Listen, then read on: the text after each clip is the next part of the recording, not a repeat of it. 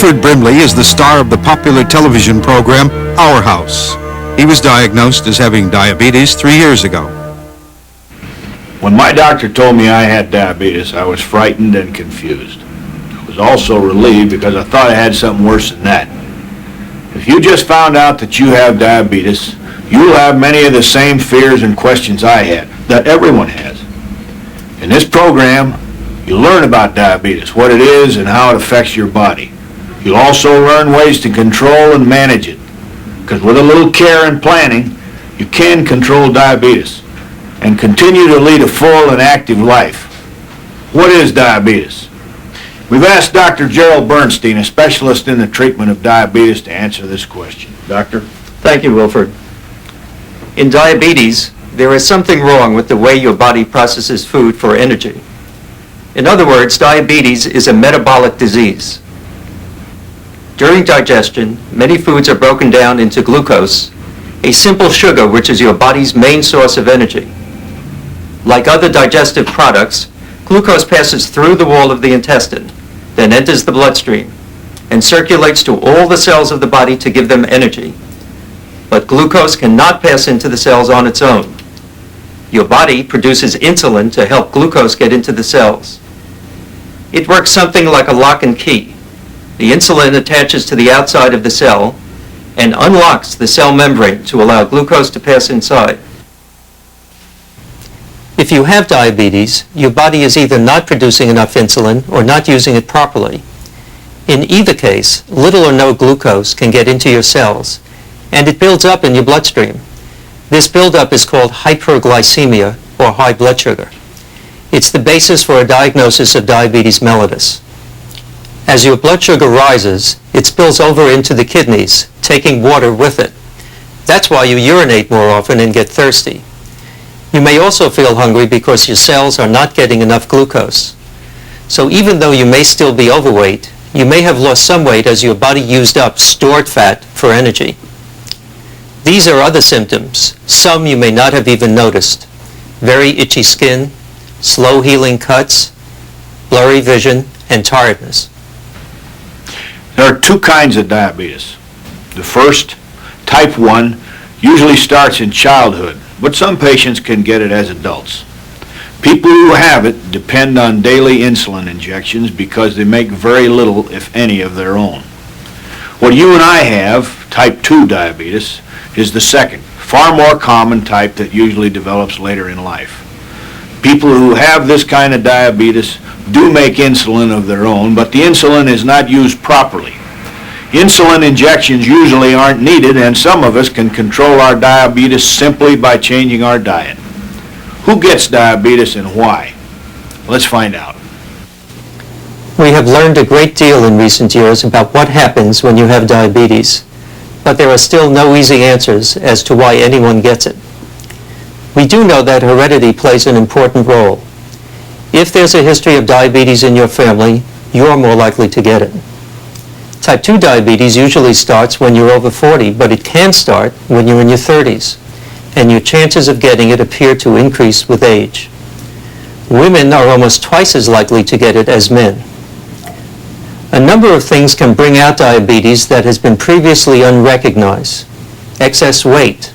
3 out of 4 people with type 2 diabetes are overweight. Stress. This can be physical or emotional stress, such as an illness or a death in the family, and pregnancy because of the changes in your system.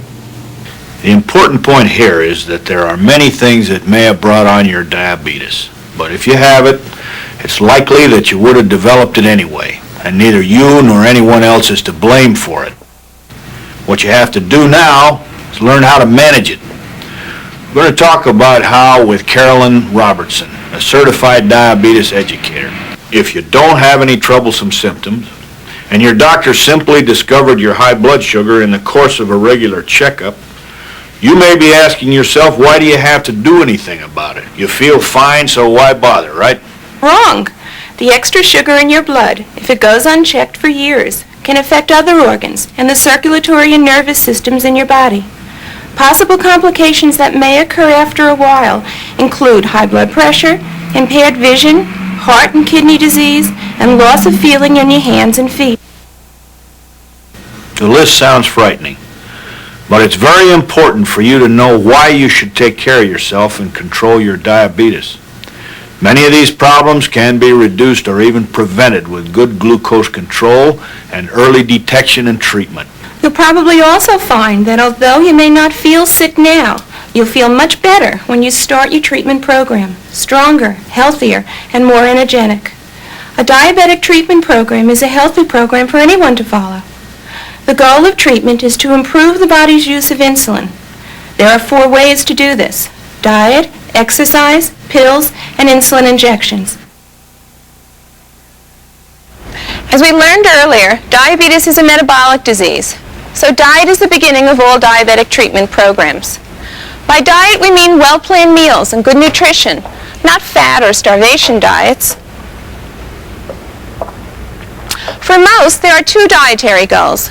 One is to control weight, the other is to control the kinds of food eaten. If you're overweight, those extra pounds will increase your body's demand for insulin. That demand can be lessened simply by losing some weight. But you don't have to lose 50 pounds or look like a model to achieve your first success. Your sugar levels will usually start to fall almost as soon as you start dieting. You'll also learn what kind of foods to eat and in what amounts and proportions so you can control how much sugar gets into your blood. This may sound complicated, but with the help of a dietitian, nutritionist, or your doctor, you'll soon be able to plan your own diabetes control diet based on foods that you like to eat. Part of your diet will be made up of proteins and fats from foods such as lean meat, fish, chicken, and vegetable oils. But most of your diet will come from carbohydrates. Carbohydrates are an important part of a balanced and nutritious diet and our best source of energy. But diabetics have a problem handling carbohydrates. That's why you should avoid foods that contain a lot of simple carbohydrates, like sugar and honey. They pass into the bloodstream very quickly and may cause your blood sugar to rise faster than your body can handle it. However, complex carbohydrates, or starches, such as those found in cereals and breads, pass into the bloodstream more slowly. Your body can handle these foods more easily. Don't worry if you don't know a complex carbohydrate from a simple one. Most people don't. You and your dietitian will work that out when you're planning your diet. In addition to changing your diet, your doctor may also recommend exercise as part of your diabetes treatment program. Exercise can do a lot for you. It may help lower your blood sugar. It burns calories. It may lower cholesterol and other blood fats that can cause heart disease. And it contributes to your overall physical and emotional health. If your doctor does recommend that you exercise or increase your physical activity, your exercise program will be designed for you individually just as your diet is. For some people, this may mean a program of low-impact aerobic exercise or jogging. But everyday activities like these also burn calories. So for others, increased physical activity may simply mean walking to the store instead of driving, or taking the stairs instead of the elevator. So diet and exercise are essential to all diabetes treatment programs. But if they do not control your diabetes well enough, your doctor may also prescribe medication, either pills or insulin injections. There are a number of different oral medications or pills available. They are not insulin. The pills stimulate your body to make more insulin and help your body to use it better. These pills are only effective if your body does produce insulin, which is why those with type 1 diabetes cannot use them. Insulin injections, on the other hand, simply provide the insulin that the body isn't making. It must be injected because if it is taken orally, it will be broken down during digestion and no longer be effective. Very few patients with type 2 diabetes must take insulin on a regular basis. You may need to take it for short periods when your body is under stress, during an illness or pregnancy, for example. But when that period of stress is over, you can return to your usual program. If your doctor does prescribe medication, it does not mean that you will stop following your diet and exercise programs. These are very important to your weight loss program. You, your doctor, and your dietitian can develop a balanced program of diet, exercise, and medication that give you the best control of your diabetes. When your doctor diagnosed your diabetes, he did so on the basis of a glucose tolerance test. To see how well your treatment program is going, you can learn to check your own blood sugar at home. The fact is, more and more doctors are recommending that you do so on a regular basis. Blood sugar test. Sounds technical and unpleasant. It's really very simple. There are a number of products available for self-monitoring your glucose. Many involve the use of specially treated strips of paper and a glucose meter. All you have to do is prick a finger and put a drop of blood on the strip. The next step depends on which glucose meter you use. For this particular model, wait a moment, wipe the strip off, and insert the strip into a glucose meter and read off the number. A healthcare professional can help you become an expert with the use of your specific blood glucose unit. By learning how to correctly use the machine, you can be sure to get an accurate reading of your blood sugar. Not all blood glucose monitoring needs to be done by using a machine. Some strips can be compared to a color chart to get an estimate of your blood sugar. You can also measure glucose levels in your urine in much the same way. You either place a drop of urine on a strip of paper or drop a tablet into a measured mixture of urine and water and observe the color change. Urine glucose tests are not always accurate, so more and more patients are using the blood glucose test. Regular testing is obviously going to be more helpful if you record your results. So whenever you take your blood sugar test, write down the date, the time, and the results. Whether you've taken any medication that day and other things that may affect your blood sugar levels. When I started my treatment, my diabetes team had me test my sugar levels 4 times a day, so we could see how I was responding to my diet and exercise program. Based on the results, we made a few changes in my diet and my sugar levels dropped. Now I check my blood sugar twice a day. I may not need to, but I like to know what's going on. Blood glucose testing can tell you how your body responds to specific foods, activities, and medication. It can even help you space your meals. The important thing is that in between doctor's visits, you are in control. The more you know how your body is working, the easier it'll be to take care of yourself. We mentioned diabetic complications earlier. Good blood sugar control can reduce many of these complications, but you can also reduce and maybe prevent their effects by being aware of and taking care of your body, by taking good care of yourself. That's what this whole program's about. One of the first pieces of advice many of you have heard is take good care of your feet.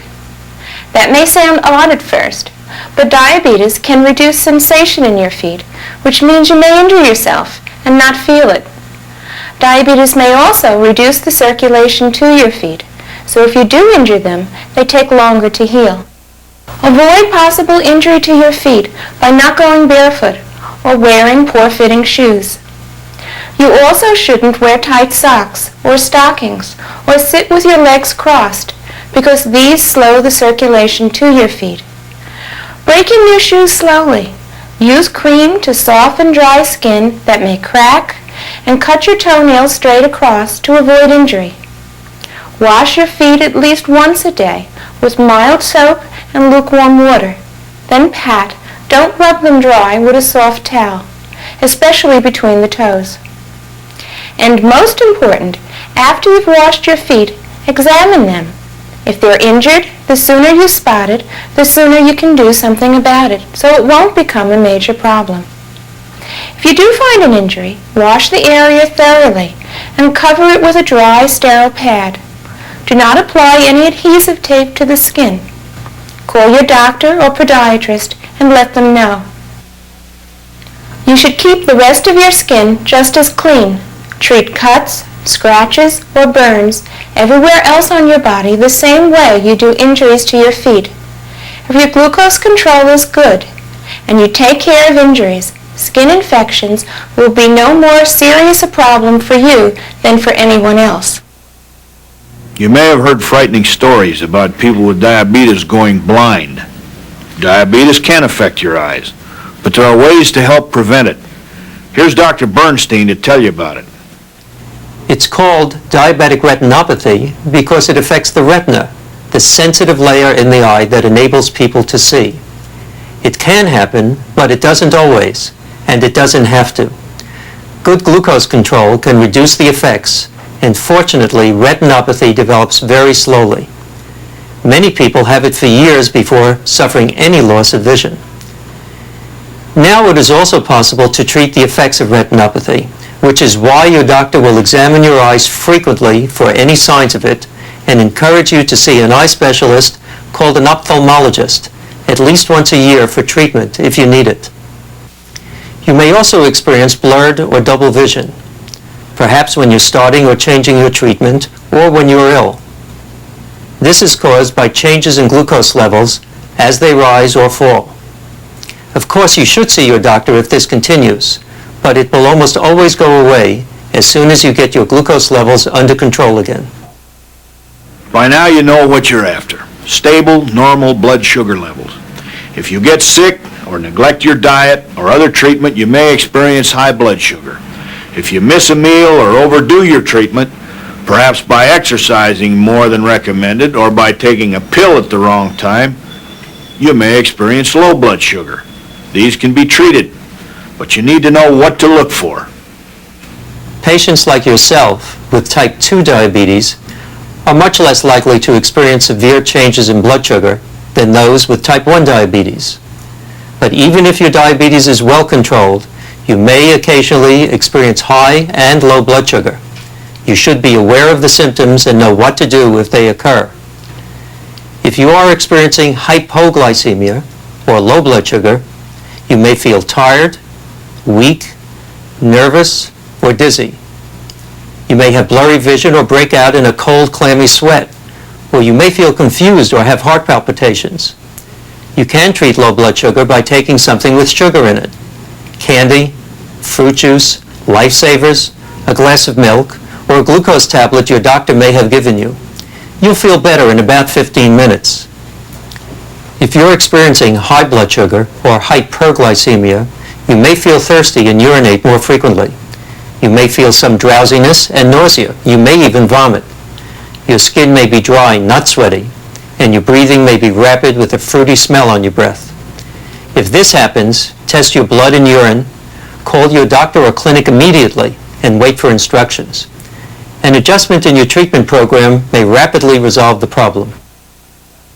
So, you got diabetes, and you're probably scared to death. I know just how you feel. It's not as bad as it seems. I've had it for years, and I'm doing fine. Listen to your doctor. Do what he tells you. And before you know it, you'll form new habits that'll not only make you feel better, they'll really improve the quality of your life. One more thing. Relax, will you? This isn't the end of the world. As a matter of fact, for me and you, it could be just the beginning. Oh, and take care of yourself. It's really up to you, you know.